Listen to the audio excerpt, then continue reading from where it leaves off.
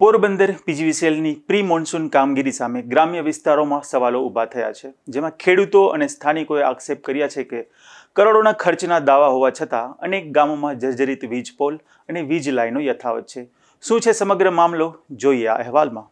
ચોમાસાની શરૂઆત સાથે જ પોરબંદર જિલ્લાના ગ્રામ્ય વિસ્તારોમાં પીજીવીસીએલની પ્રી મોન્સૂન કામગીરીને લઈને અસંતોષ જોવા મળી રહ્યો છે. ખેડૂતો અને સ્થાનિક રહીશોનો આક્ષેપ છે કે તંત્ર દ્વારા કામગીરીના મોટા દાવા કરવામાં આવ્યા હોવા છતાં અંતરિયાળ વિસ્તારોમાં જર્જરિત વીજપોલ, ઢીલા વાયરો અને જોખમી વીજ લાઈનો આજે પણ યથાવત છે.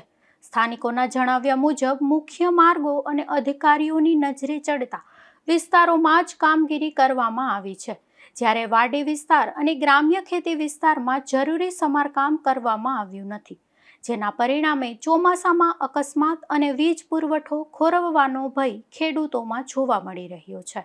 પ્રો મોન્સૂન કામગીરી અહીં થયેલ નથી. ટ્રી કટિંગ કરેલું નથી, કોઈ ઇંગલો છેલ્લા 17-18 વર્ષથી કોઈ વાયરો નથી બદલાવ્યા, ઇંગલો નથી બદલાવ્યા, કોઈ થાંભલા નથી બદલાવ્યા, જે પડેગલ ત્રાસા વાંકા એમને એમ છે, કોઈ કામગીરી કરવામાં આવતી નથી.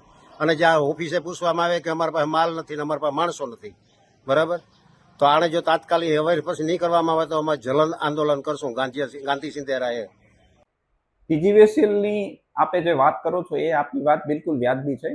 ક્યાંક જોવા જઈએ તો પીજીવીસીએલનું આખું તંત્ર અને એની સાથે સંકળાયેલા કોન્ટ્રાક્ટરો આ બધાની મિલીભગતથી મને એવું લાગે છે કે પ્રી મોન્સૂન કામગીરીના પૈસાની ફાળવણી બાદ પણ પ્રી મોન્સૂન કામગીરી જે છે એમાં ક્યાંક ને ક્યાંક અછત જોવા મળે છે, અથવા તો એ રચનાત્મક રીતે સારી રીતે નથી થઈ શકી એવું ગામડાના એરિયામાં ખેડૂતના જે એરિયા છે, ખેતીલાયક જમીનો છે, એના વીજ જોડાણો છે, એની તરફ દ્રષ્ટિ કરીએ તો દેખાય છે.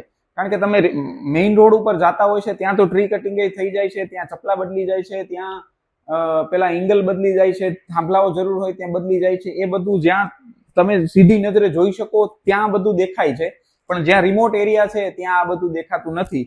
તમે એકદમ વાડી વિસ્તારના અંતરિયાળ એરિયામાં જશો તો ઘણી જગ્યાએ જોવા મળે છે કે આ બધું પ્રી મોન્સૂન કામગીરી નથી થઈ. અત્યારે ચોમાસાની તો જો વાત કરીએ તો હમણાં તમે મિત્રો બેઠા હતા ને એક વાત કરતા હતા, જો લાઇટ જવાથી કોઈને એક વખત લાઇટ જાય ને 1 રૂપિયો જો પીજીવીસીએલ આપતી હોય ને તો અત્યારે એવી પરિસ્થિતિ આવવાની છે ને એવી પરિસ્થિતિ હાલમાં છે ચોમાસામાં કે મહિનાદીનું બિલ છે ને એમાં હામાં ખેડૂતો કે ગ્રાહકો છે એ હામાં પીજીવીસીએલ પાસે પૈસા એના 50 રૂપિયા લેવાના નીકળે એટલી વખત લાઇટો જાય છે. એટલે વાત જે સિસ્ટમની વાત કરે છે, સિસ્ટમની વાત બહુ બોગસ છે, કાંઈ સિસ્ટમમાં છે નહીં. અને એનું જે સ્ટાફ હોય છે મને એવું લાગે છે કે એના સ્ટાફની પણ અછત છે. અધિકારીઓ જોડે વાત કરતા હોય ત્યારે આ સ્ટાફની અછત હોય એવું જરૂરથી દેખાતું હોય છે. અને કદાચ 1 કરોડ ને 10 લાખ રૂપિયા કે 1.5 કરોડ રૂપિયા ફાળવેલી રકમ ઓછી જણાતી હોય તો હજી કરોડ ફાળવે તો પણ એમાં આપણે વાંધો નથી, પ્રજાના કામો માટે જ હોય છે. પણ એ જે આયોજન છે એ કોન્ટ્રાક્ટરો ઉપર ટાઈટ થઈ અને કોન્ટ્રાક્ટરો પાસેથી 100% કામ લઈને એટલી જ પ્રી મોન્સૂન કામગીરી એ કરાવડાવવી જોઈએ, જેથી કરીને ગામડાના માણસો અને ખેડૂતો છે એ હેરાન ના થાય. નહીં તો આવનારા સમયમાં દર વખતે આપણે જોઈએ છે આ વખતે પણ અધિકારીઓના ફોન વ્યસ્ત આવશે અને ખેડૂતો એને ફોન કરતા હશે ને એકબીજાની અકળામણ છે અને જે માથાકૂટો છે એ ગયા વર્ષે જોવા મળી હતી ને આ વર્ષે મળે તો કંઈ નવાઈ નહીં. બીજી તરફ પીજીવીસીએલના અધિકારીઓનું કહેવું છે કે ચોમાસા દરમિયાન વીજ પુરવઠો અવિરત રહે તે માટે પોરબંદર વર્તુળ હેઠળ વિવિધ પેટા વિભાગોમાં અંદાજે રૂપિયા 1.10 કરોડના ખર્ચે પ્રી મોન્સૂન કામગીરી પૂર્ણ કરવામાં આવી છે. અધિકારીઓના જણાવ્યા મુજબ નમેલા વીજ થાંભલા સીધા કરાયા છે, ઢીલા વાયરો ખેંચવામાં આવ્યા છે, તેમજ હાઈ ટેન્શન લાઇનોનું જરૂરી મેન્ટેનન્સ પણ પૂર્ણ કરવામાં આવ્યું છે. જોકે લો ટેન્શન લાઇનો સંબંધિત કેટલાક કામ હજુ બાકી હોવાનું પણ સ્વીકારવામાં આવ્યું છે.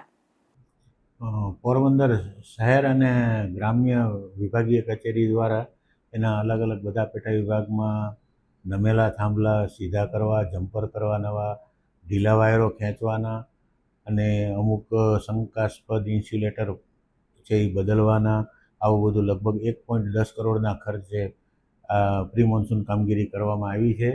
અને હજુ પણ જ્યાં જ્યાં જરૂર પડે ત્યાં પ્રી મોન્સૂન અને મોન્સૂન ડ્યુરિંગ મોન્સૂનની કામગીરી પણ ચાલુ જ છે.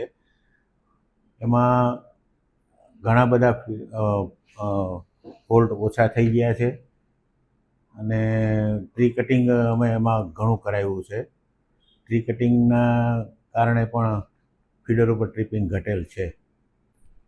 એટલે એલટી લાઇનમાં મેન્ટેનન્સના પ્રશ્નો છે એ જે કંઈ બી પ્રશ્ન આવે તો અમે તાત્કાલિક એને સોલ્વ કરીએ છીએ. એટી લાઇનમાં તો લગભગ મેન્ટેનન્સ પૂરું થઈ ગયું છે, પણ એલટી લાઇનના મેન્ટેનન્સમાં અમારે કામ બાકી છે.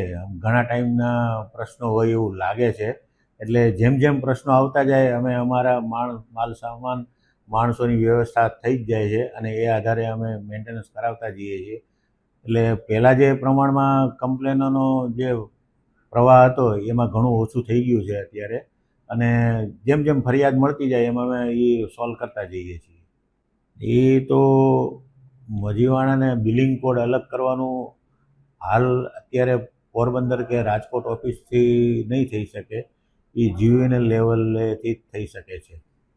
સ્થાનિકોએ ચેતવણી આપી છે કે જો આગામી દિવસોમાં જર્જરિત વીજ પોલ અને જોખમી વીજ લાઇનો બદલવાની કામગીરી હાથ ધરવામાં નહીં આવે તો તેઓ ગાંધી ચિંધ્યા માર્ગે આંદોલન કરશે. નિપુલ પોપટ સાથે અશોક થાનકી, ગુજરાત ન્યૂઝ, પોરબંદર.